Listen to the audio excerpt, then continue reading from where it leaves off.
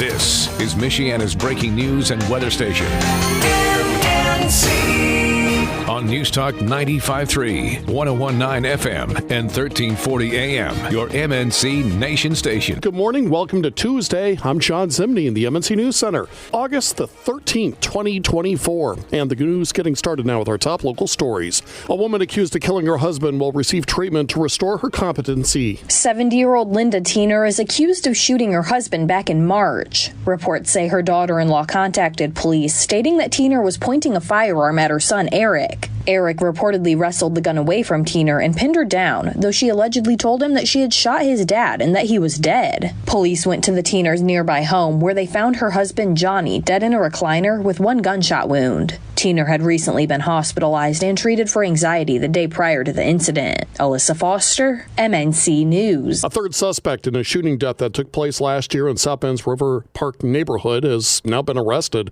34-year-old Samantha Zadeni was taken into custody at Sanford Orlando International Airport in Florida on Friday. She faces charges of conspiracy to commit murder in the shooting death of Justin Stewart back in January of 2023.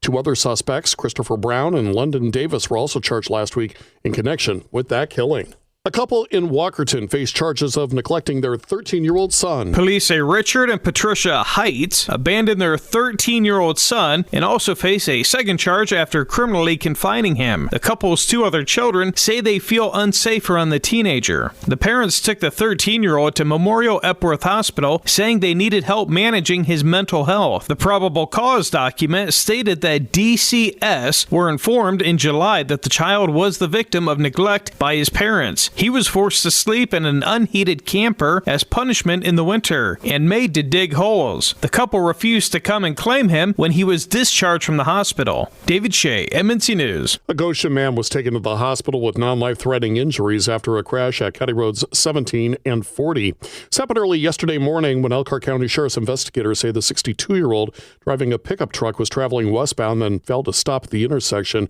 and crashed into the passenger side of a car driven by a Goshen woman. The man who police say caused that crash suffered a head injury and was airlifted to Memorial in South Bend. The woman driving the other vehicle was taken to Goshen Hospital with non-life-threatening injuries.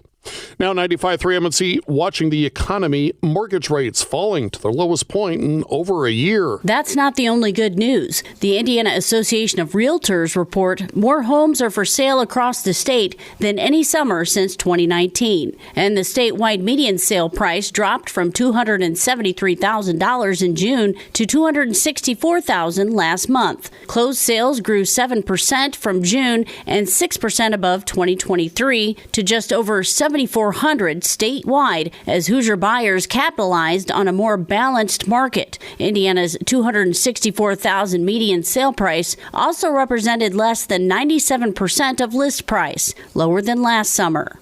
Heather Starr, MNC News. And today's back-to-school list includes students who attend Mishawaka Catholic Schools, St. Joseph High School, Fairfield Community Schools, Our Lady of Hungary School in grades 1 through 8, and Westview School Corporation. Good luck to all, and for everybody else, watch your speed in the school zones.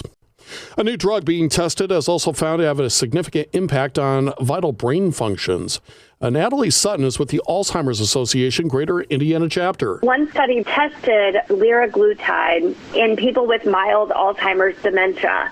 The study showed that drug reduced shrinking by nearly 50% in some of the parts of the brain that affect memory, learning, language, and decision-making when compared to a placebo. The website Medscape mentions a study that shows was also found to help diabetics manage their weight loss while lowering their risk of heart and kidney disease. The Alzheimer's Association says by age 45, the risk of developing the disease is about 1 in 5 for women and 1 in 10 for men.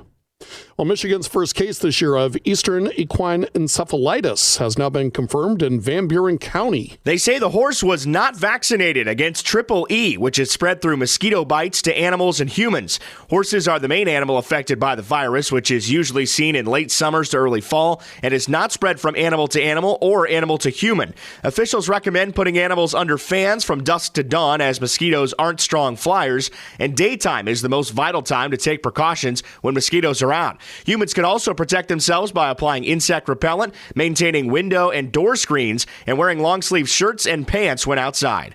Derek Decker, MNC News. A kayaker is now safe after falling out of his kayak and becoming trapped on a log in the St. Joseph River. It happened Saturday during EnviroFest at Island Park. An off-duty firefighter noticed the situation and quickly alerted the paramedics on duty. Members of the Swift Water Rescue Team first tried a shallow water crossing before realizing the current was too strong to effect a safe rescue. Then they used a boat and the kayaker was returned to shore without injury. Morgan Hopkins, MNC News. A fire at Elkhart destroyed a mobile home and damaged a nearby car and business. That blaze broke out late Sunday afternoon on Old US 20 west of Lexington. Now, by the time firefighters got there, the mobile home was fully engulfed in flames and spread to the vehicle that was parked in front of the neighboring business. The very latest after two cars of a CSX freight train derailed in LaPorte County in Union Mills. Nobody was hurt. Neither car lost what they were carrying. This happened early Sunday morning. Several railroad crossings were closed as a result. Those were at County Road 400 West, State Road 39, and Long Lane. Turning to the 95.3 MNC follow-up file, the father of a 3-month-old baby boy at the center of a statewide silver alert found dead Sunday in Lafayette has now been arrested. 3-month-old Jacob Monius was found dead Sunday morning. On Sunday night, police say they arrested his father, Elisard Monius, because they believe he beat up Jacob's mother at their apartment, and she had to drive herself to a hospital for treatment on Saturday. Elisard was taken to the Tippecanoe County Jail. Investigators believe Jacob was likely dead even before the silver alert was issued for him Saturday night. John Herrick, Network Indiana. A shooting in Stark County left one person hurt and 4 people arrested. This happened shortly after 1 o'clock on Sunday morning on State Road 8.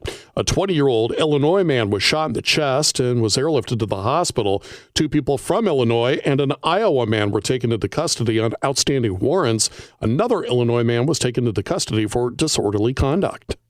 And new this morning on MNC, parents who have students with disabilities can apply for Indiana's Education Scholarship Account before the September 1st deadline. Scholarships are available to students between the ages of 5 and 22 who live in Indiana, require special education services, and meet certain financial requirements. We've posted a link to apply that has a list of providers in qualified schools with this story at 953mnc.com.